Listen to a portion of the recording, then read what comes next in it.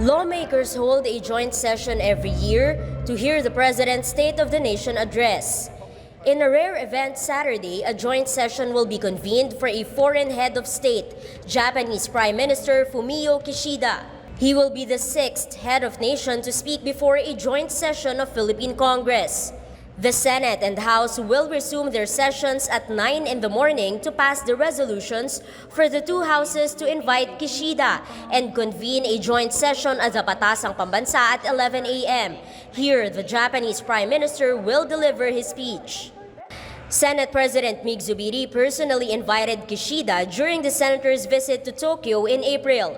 Zubiri proposed a reciprocal access agreement between the Philippines and Japan. Here, the two countries will open its doors to each other's soldiers for training.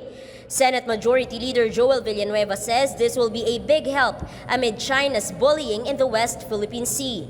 We are in a situation where we need allies, especially superpower countries like Japan na magiging kaalalay natin na rumerespeto sa rule of law, nagbibigay respeto sa kaibigang bansa gaya ng Pilipinas.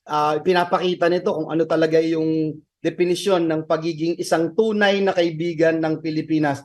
Hindi kagaya ng ibang bansa na nagpapanggap na kaibigan pero iba yung ginagawa sa sinasabi. International studies expert Renato De Castro says Japan is an important security partner and source of vessels, radar, and reconnaissance aircraft. He says the two countries share one goal, a free and open Indo-Pacific region.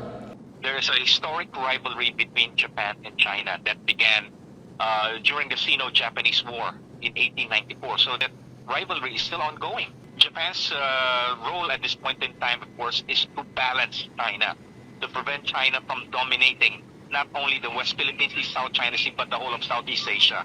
And in a way, our interests converges with Japan. De Castro adds Japan is a big boost to the country's economy. Japan is the most important, nation when it comes to investment and when it comes to official development assistance. Many of the big-ticket infrastructure projects are being funded by the Japanese. So it's not China, despite China's promise of $24 billion in 2016. Those money never entered the country. It's Japan that has basically put its money where its mouth is. Japan is the Philippines' biggest source of official development assistance for various projects.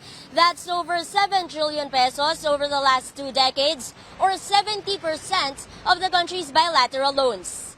House Speaker Martin Romualdez says the House is exerting all efforts to prepare for hosting Kishida.